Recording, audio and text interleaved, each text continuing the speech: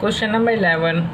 RT Limited want to fix proper selling prices for their products A and B.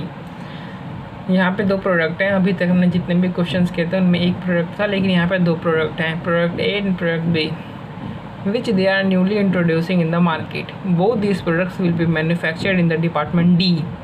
ये सब department D में manufacture होंगे, which is considered as a profit center. The estimated data are as under. A B का annual production जो estimated है, direct material per unit है इन दोनों की 12 और 14, डायरेक्ट लेबर पर यूनिट जो है यानी हर यूनिट के ऊपर कितना लेबर का कॉस्ट आ रहा है। एक यूनिट पे इसमें 9 रुपये का कॉस्ट आता है, इसमें एक यूनिट पे 6 रुपये का कॉस्ट आता है इसमें। और जो डायरेक्ट लेबर आर रेट है वो 3 रुपये का है, यानी 1 घंटे में उन्हें 3 रुपये मिलता है। तो ए यूनिट को बनाने में कितना घंटा लगता है? टोटल कॉस्ट 1 यूनिट को बनाने में 9 रुपये आती है और 1 घंटे का कॉस्ट 3 रुपये है, यानी 3 घंटा लगता है। इस तरीके से टोटल यूनिट बनाने की कॉस्ट है 6 रुपया। एक घंटे की कीमत है 3 रुपये, तो कितना घंटा बनाने में लगा? 2 घंटा, यानी ए यूनिट को बनाने में 3 घंटा लगता है और बी यूनिट को बनाने में 2 घंटा लगता है। The proportion of overheads other than interest chargeable to the two products are as under. यानी जो overheads है वो बता रहे हैं इधर कि overheads कितने कितने लगते हैं, चार्ज होते हैं प्रोडक्ट एंड प्रोडक्ट में। जो फैक्ट्री ओवरहेड है वो डायरेक्ट वेजेस का 100% है और जिसमें से कि आधा फिक्स है। एडमिनिस्ट्रेशन ओवरहेड वो फैक्ट्री कॉस्ट का 10% है और वो पूरा का पूरा फिक्स है। इसमें ध्यान देने वाली बात ये है कि ये जो बोल रहा है कि 100% of direct wages and 10% of factory cost, तो ये टोटल आती है ना, फैक्ट्री कॉस्ट टोटल में जो आती है, फिक्स या फिर वेरिएबल नहीं, टोटल में जो आती है डायरेक्ट वेजेस, टोटल में जो फैक्ट्री कॉस्ट आती है तो उसका 10% और उसका 100% बोल रहा है ये, ठीक है। फिर आता है सेलिंग एंड डिस्ट्रीब्यूशन ओवरहेड्स। इसका पर यूनिट उन्होंने बता रखा है कि 3 रुपया ए में लगता है। ए यूनिट को बनाने के लिए सेलिंग एंड डिस्ट्रीब्यूशन जो है वो उसके लिए उसमें 3 रुपये का खर्च होता है और बी में 4 रुपये का खर्च होता है। लेकिन जो 3 और 4 रुपये है वो आधा आधा है, आधा वेरिएबल आधा फिक्स है, आधा वेरिएबल आधा फिक्स है, ठीक है। द फिक्स यानी इस तरीके से 1.5 रुपये फिक्स, 1.5 रुपये वेरिएबल, 2 रुपये फिक्स, 2 रुपये variable. The fix capital investment in the department is 50 lakhs। जो फिक्स कैपिटल जो हमने लगाई है, देखो इसमें भी कैपिटल का सिर्फ एक ही पोर्शन बता रखा है, फिक्स कैपिटल एम्प्लॉयड का, तो एक पोर्शन है फिक्स, उसमें कितना रुपया लगा है? 50 लाख लगा है।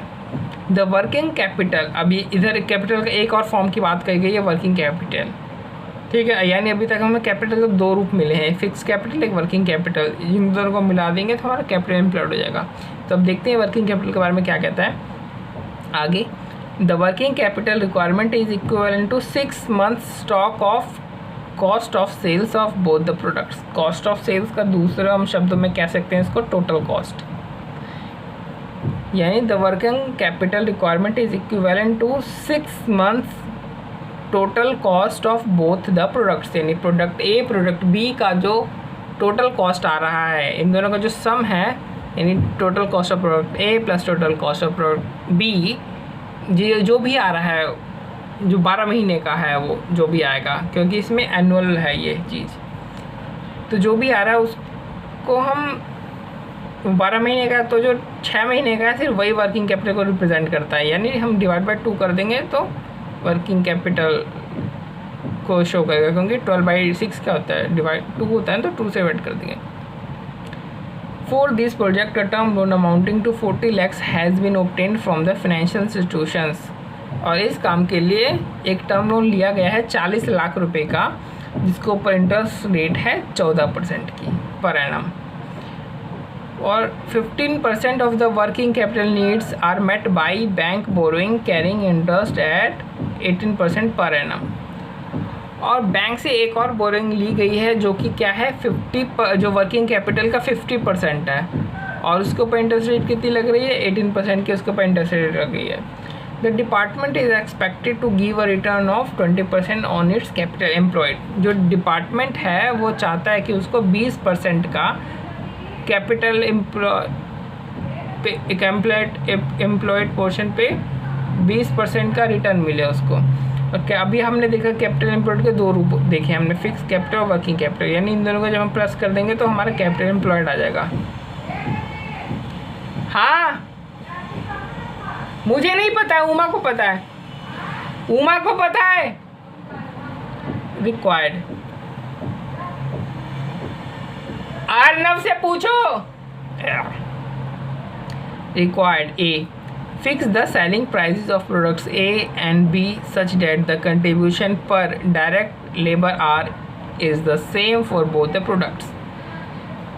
यानी कि इस तरीके से प्रोडक्ट ए और प्रोडक्ट बी की सेलिंग प्राइस फिक्स करो कि इन दोनों की जो कंट्रीब्यूशन है पर लेबर आर वो सेम आए। यानी कहने की ये क्या कहना चाहता है, ये कहना चाहता है यानी ये कहना चाहता है कि जो टोटल कंट्रीब्यूशन है ना उसको अपने को डिवाइड करना है टोटल लेबर आवर से, प्रोडक्ट ए की और प्रोडक्ट बी की। तो हम इसको टोटल कंट्रीब्यूशन जब डिवाइड करेंगे तो जो पर लेबर आवर है वो कंट्रीब्यूशन निकल आएगी। तो पर लेबर आवर सेम कंट्रीब्यूशन होगी ना ए और बी में। फिर तो हमें एक्चुअली में ये चीज़ करनी है, ठीक है। अब इसके आगे मैं नहीं जाऊंगा, क्वेश्चन इसके सॉल्यूशन में जो बुक में दे रखा है, क्योंकि इसमें अलग तरीके से सॉल्यूशन दे रखा है। हमने बहुत ही सिंप्लीफाइड तरीके से किया है, स्टेप बाय स्टेप में अपने सवालों के जवाब ढूंढते हुए हमने क्वेश्चन किया है। तो देखते हैं क्या सॉल्यूशन है इसका।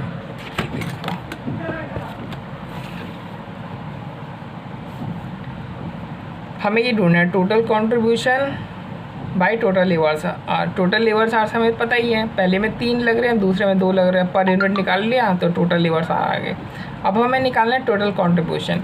हमें ये पता है कि कंट्रीब्यूशन क्या होता है, सेल्स में से जब वेरिएबल कॉस्ट माइनस करते तब कंट्रीब्यूशन आती है। यानी अब हमें सेल्स चाहिए और वेरिएबल कॉस्ट चाहिए, ठीक है। तो सबसे पहले ऊपर से शुरू करते हैं। सेल्स, हमें सेल्स चाहिए तो सेल्स के 2 फार्मूले होते हैं, एक होता है total cost plus profit equal to sales. फिर दूसरा फार्मूला हमने देखा था total cost plus ROI percentage on capital employment. तो यहाँ पे हमें चूँकि कैपिटल एम्प्लॉयड की हमें इंफॉर्मेशन दे रखी है, यानी हमें इंडिकेट कर रहा है कि हमें दूसरा वाला फार्मूला यूज़ करना है। हमें कौन सा फार्मूला यूज़ करना है, हमें ये वाला फार्मूला यूज़ करना है। ये देखो, ये रहा, ठीक है। तो सबसे पहले अब हम क्या करेंगे, इस फॉर्मूले को हमने ले लिया सेल्स निकालने के लिए। अब सबसे पहले हम इसमें टोटल कॉस्ट निकालेंगे। तो टोटल कॉस्ट हमारा निकल के आएगा इसमें से जो इन्फॉर्मेशन दे रखी थी हमें direct labour, direct material, overheads की, वो हम इसमें डाल देंगे। जैसे डायरेक्ट मटेरियल की इसमें पर यूनिट कर रखा है, हम टोटल कॉस्ट लेकर के भी कर सकते हैं, यानी टोटल कॉस्ट यानी इंटू में यूनिट्स को इंटू में करके भी टोटल लिख सकते हैं। तो इसमें देखो डायरेक्ट मटेरियल, डायरेक्ट लेबर, ये वेरिएबल है, फिक्स में कुछ नहीं है, ठीक है। प्राइम कॉस्ट हमारी निकल कर ऐड कर दिया। फिर इसमें फैक्ट्री ओवरहेड्स क्या था, डायरेक्ट लेबर 100% था फैक्ट्री ओवरहेड, यानी डायरेक्ट लेबर क्या, इसका टोटल डायरेक्ट लेबर का जो टोटल है उसका 100% यानी 9 रुपया। अब इसमें बोल रखा था कि जो इसमें से आधा जो है, जो फैक्ट्री ओवरहेड है वो आधा फिक्स है और आधा वेरिएबल है, ठीक है। तो टोटल तो आ गया हमारा कि टोटल 9 आना चाहिए, इसमें आधा फिक्स आधा बांट दो, इन 4.5। इसी तरीके से इसमें इसको नीचे ले आओ, आधा बांट दो। फैक्ट्री कॉस्ट आ गई अब हमारी। एडमिन ओवरहेड क्या था, 10% ऑफ द फैक्ट्री कॉस्ट, यानी टोटल फैक्ट्री कॉस्ट क्या 30 थी, इधर में क्या 26, इसका 10% यानी 3.3। तो टोटल एडमिन आवर क्या होगा 3.3। इसमें फिर आगे फर्दर बोलता है कि एडमिन जो ओवरहेड है वो 100% फिक्स है, यानी जो 3.3 है वो पूरा का पूरा फिक्स है, यानी वेरिएबल 0, फिक्स में 3.3 डाल दो, इधर 2.6 डाल दो। कॉस्ट ऑफ प्रोडक्शन आ गई हमारी इस तरीके से प्लस करके। सेलिंग और ओवरहेड एक्सपेंसेस के बारे में इसने बोल रखा है कि 3 रुपये यूनिट और 4 रुपये यूनिट दे रखा है इसने, और बोल रखा है कि ये इसमें से आधे क्या है, आधे फिक्स हैं और आधे वेरिएबल। तो 3-4 रुपये जो दे रखा है उसको आधा फिक्स और वेरिएबल में आप बांट दो, ठीक है। यहाँ आपकी टोटल आ जाएगी टोटल कॉस्ट, यानी ये हमारी अब टोटल कॉस्ट निकल करके आ गई है इस टेबल के थ्रू। और इसी तरीके से टेबल बनाना है, हमें ये ध्यान रखना है, ठीक है। टोटल कॉस्ट आ गई, तो टोटल कॉस्ट हमने जो है अब वो यहाँ पे रख दिया हमने टोटल कॉस्ट। अब हमें ROI चाहिए, ठीक है। तो ROI निकालने का इसमें बोल रखा था कि ROI जो है वो कैपिटल, अब ROI का फॉर्मूला ये होता है capital employed into ROI before tax. Capital employed कितना था, ये देखो, फिक्स प्लस वर्किंग। वर्किंग वाले को क्या बोलोगे, जो टोटल जो प्रोडक्ट ए और प्रोडक्ट बी का जो टोटल कॉस्ट है उसका 6 महीना का जो टोटल कॉस्ट निकलेगा वो वर्किंग कैपिटल को रिप्रेजेंट करता है। यानी टोटल कॉस्ट आप देखोगे तो ये निकलेगा, एनुअल निकलेगा प्रोडक्ट ए प्रोडक्ट बी का। प्रोडक्ट ए का ये देखो, प्रोडक्ट ए का टोटल कॉस्ट ये रहा, प्रोडक्ट बी का टोटल कॉस्ट ये रहा। इनके यूनिट से जब आप प्लस कर दोगे तब आपका ये आंसर आ जाएगा। और इसका हमें क्या चाहिए, सिर्फ 6 महीने का चाहिए, ये 12 महीने का है। तो कर दिया हमने डिवाइड 12 से, 6/12 कर दिया, तो ये हमारा वर्किंग आ गया 6 महीने का। यानी फिक्स भी हमारा मिल गया, वर्किंग में मिल गया, तो कैपिटल एम्प्लॉयड हमारा निकल गया। अब इस फॉर्मूले में कैपिटल एम्प्लॉयड हमने निकाल लिया। अब ROI कितना दे रखा है, 20% दे रखा है बिफोर टैक्स, हमने ROI भी निकाल लिया। तो सेल्स वाले फॉर्मूले में फिर हमने इधर से ROI डाल दिया, तो ये हमारा आ गया, टोटल सेल्स निकल आ गया। यानी इस वाले फॉर्मूले में हमारा सेल्स निकल गया। कंट्रीब्यूशन निकालना, अब हमें वेरिएबल कॉस्ट चाहिए। और वेरिएबल कॉस्ट कैसे निकलेगी, ये देखो, प्रोडक्ट ए की वेरिएबल ये रही, प्रोडक्ट बी की वेरिएबल ये रही, इन दोनों को आप प्लस कर दो, उनके तो वेरिएबल आ जाएगी। अब इस फॉर्मूले में रख दो, सेल्स भी रख दो, वेरिएबल भी रख दो, तो आपकी कंट्रीब्यूशन निकल आएगी। फिर कंट्रीब्यूशन को आप ऊपर में रख दो, तो आपका कंट्रीब्यूशन पर लेवल निकल आएगा, ठीक है। ये देखो, फिर उसको उनके यूनिट से इंटू कर दो, तो आपका टोटल ए का कंट्रीब्यूशन टोटल बी का कंट्रीब्यूशन निकल आएगा। और इस कंट्रीब्यूशन में क्या होगा, इन दोनों यूनिट्स में जो कंट्रीब्यूशन है वो पर लेवल सेम ही आएगी।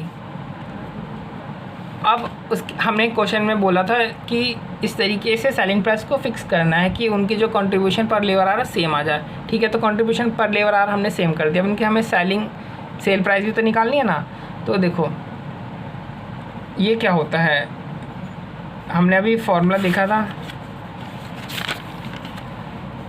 Sales by VC equal to contribution. Contribution में मिल गया, कंट्रीब्यूशन में अगर हम वेरिएबल कॉस्ट को प्लस कर देंगे तो हमारी सेल्स आ जाएगी, ठीक है। तो प्रोडक्ट ए हमने लिया, प्रोडक्ट बी, इसके कंट्रीब्यूशन में हमने अलग अलग जो यूनिट था, अलग अलग ही प्रोडक्ट है ना, तो अलग अलग इनका कंट्रीब्यूशन निकाल के हमने ऊपर निकाला था। इसमें उनके वेरिएबल कॉस्ट जो इंडिविजुअल के डाल दिए तो हमें सेल्स निकल गई। अब उनके हमने इंडिविजुअल जो यूनिट्स थे उनसे डिवाइड कर दिया तो हमारी सेल प्राइस पर यूनिट निकल गई यहाँ पे, ठीक है। फिर पार्ट बी में हमसे कहता है prepare a statement showing in detail the overall profit. यहाँ पे ओवरऑल प्रॉफिट की बात कर रहा है, यानी कि इसमें आपको सब कुछ कंसिडर करना है। जो ऊपर हमने जो सर फिनांस कॉस्ट जो इंटरेस्ट हमने कंसिडर नहीं किया था ना, हमें वो भी करना है, क्योंकि ओवरऑल कह रहा है सब कुछ ले लो समेट के। अब हमें प्रॉफिट बता के दो कि डिपार्टमेंट का प्रॉफिट कितना हो रहा है। तो अब आप ये देखो यहाँ पे